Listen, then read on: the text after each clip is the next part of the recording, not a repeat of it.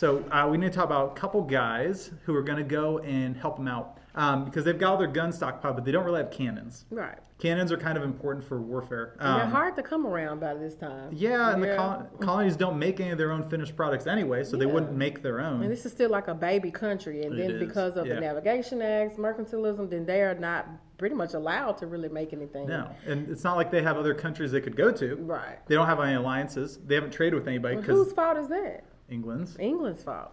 So the mother country basically set them up to just be pawns and be stuck with them. Yeah. Be stuck. So we got a group of guys that you need to know. These guys are going to go and steal some cannons for us. So Benedict Arnold is B.A. Benedict Arnold. He is the real deal. One of the best generals we have. Ethan Allen is another general, and he's got a group of boys with him, the Green Mountain Boys. Yeah. And these guys are known for their guerrilla warfare tactics. So they're good at sneaking up on people and just kind of wreaking havoc, and then they'll run away. Right. So they don't get caught. So pretty good strategy. So they're going to go to Fort Ticonderoga. So this is up in New York, and you can see it on the map up here. So it's just up the river.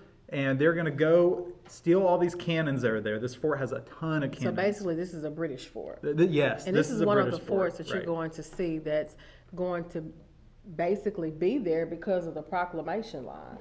Yeah, right, exactly. Yeah, from the French and Indian War. From the French and Indian War. So this is like a leftover fort that's there that the king has used and said, hey, keep this fort there because we know that we need a spot to have our soldiers to go to just in case these colonists try to cross the line or just in case some war breaks out. And or the natives start attacking or whatever it is. Yeah, or whatever. And so that was pretty smart on King George's part. It was. Yeah, he's not a dummy. No, he's not dumb at all. Most of the time. Yeah. So Ethan Allen, he has a famous quote here. We can't say all of it, but it's "Come out, you old rat." So they go and take over the fort, and the commandant, he's in charge. He's sleeping. He didn't even know what's going on because they snuck in. Remember, these are guerrilla guys. These are like the Green Berets, or the elites.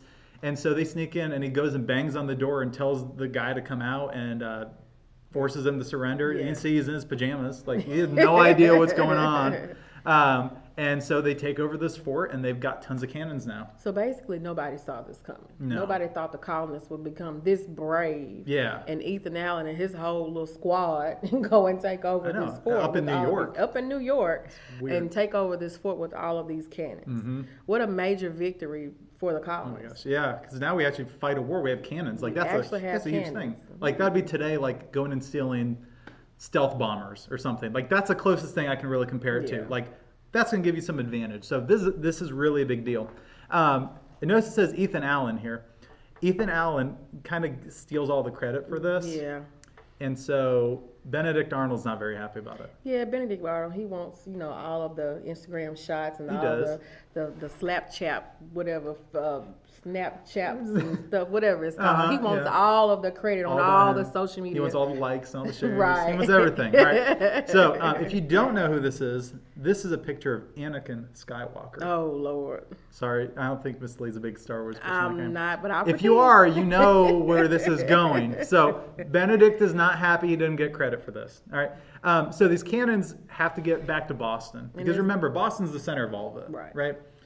So there's a guy named Henry Knox who's taking these cannons back. 58 cannons. 58 cannons. I know they didn't have 58 people to carry these 58 cannons. No. Or can you even carry a cannon? You can't. And you can see in here, you see all these oxen that are carrying it. Like they didn't even have horses. These are oxen. And this is in winter. And I don't know if you know about New York winters. Woohoo. They're a real deal.